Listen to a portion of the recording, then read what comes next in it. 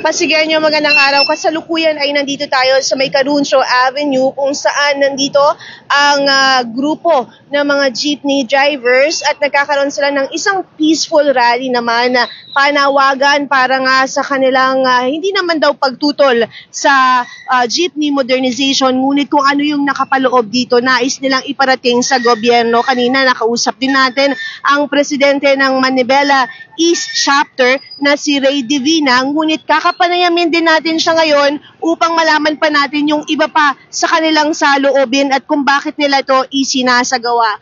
Magandang araw po, Press Ray. Morning po. Ano po itong ating isinasagawa ngayon? Ito po ay isang panawagan sa LTFRB na si Guadis ay mag-resign na, ibalik ang aming 5 taong prangkisa at yung tanggalin ng consolidation na nakapaloob sa programa na PUBMP dahil sila ay napakasinungaling na mga tao. Bakit na isama at mawala na si Guadis? Dahil ang pinarating po nila sa Pangulo o sa DOTR Secretary Bautista nung nakaraang taon ay sinasabi nila ang consolidated na ay 86%. Nung pinalitan si Bautista ni Secretary Dizon, nag-usap sila at saka bibig niya mismo nanggaling na ang consolidated ay 43% lamang. So, nagsisinungaling siya. Kaya dapat na siya mag-resign sa pwesto niya.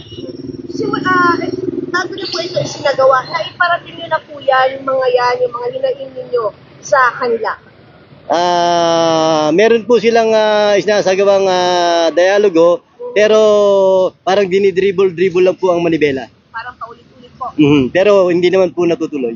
Maraming beses na po ang dialogo, pero wala pong meron po silang emisaryong pinaparating sa amin, pero dapat po ang kumausap sa aming Chairman Mar Balbuena ay walang iba kundi si Secretary Dizon para siya mismo ang makarinig ng mga hinaing namin. Kanina sinabi nyo, hindi naman kayo tutol sa modernization. Ngunit kung ano yung nakapaloob doon. Specifically kung ano po doon yung modernization naman po, hindi naman po tutol ang grupong Manibela.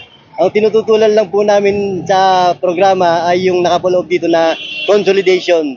Dahil yun po ay harapang pagnanakaw sa aming pag-aari. Kanina po nasabi yun, Press?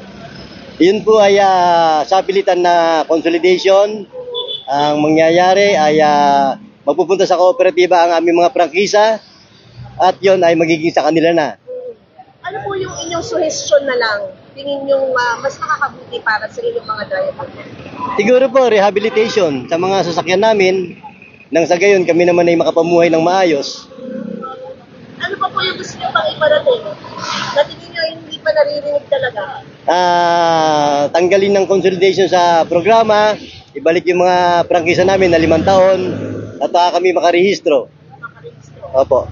Ano oras kayo nandito? Kayo dito? Kanina po kami rito alas 6 ng umaga, siguro po mga 9:30 to 10 magpupulaw na rin po kami. Kasi mauulit po mag-ulit po? Bukas po. Pangalawang araw niyo po ito, tama? Bukas po ulit. Hanggang hindi kayo narinig? Depende po sa gobyerno. Lalong-lalo na kay Secretary Dizon kung pakikinggan niya kami. Ano po ang mensahe niyo sa mga kapwa niyo na mga driver? Mga kapwa namin driver, kahit na naka-co-op kayo, naka-conso kayo, total application pa lang naman yan. Niloloko tayo ng gobyerno, lalong-lalo ng LTFRB. Sumama na kayo sa amin lahat sa panawagan na to. Magkaisa tayo para maibalik sa atin ang ating sariling pag-aari. Mensahe sa LTFRB. Guadis, mag-resign ka na. Guadis, resign! Guadis, resign! Guadis, resign! Guadis, resign! Guadis, resign! Laban Manibela! Laban Manibela!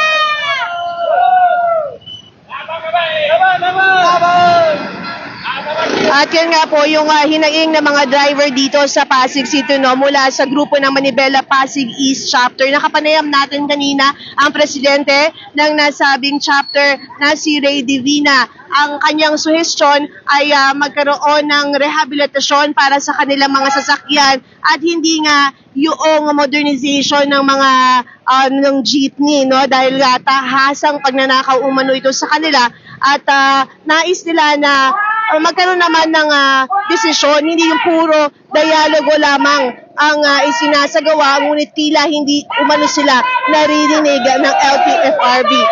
Isa pa sa kanilang sinasabi ay mag-resign na nga si Guadis.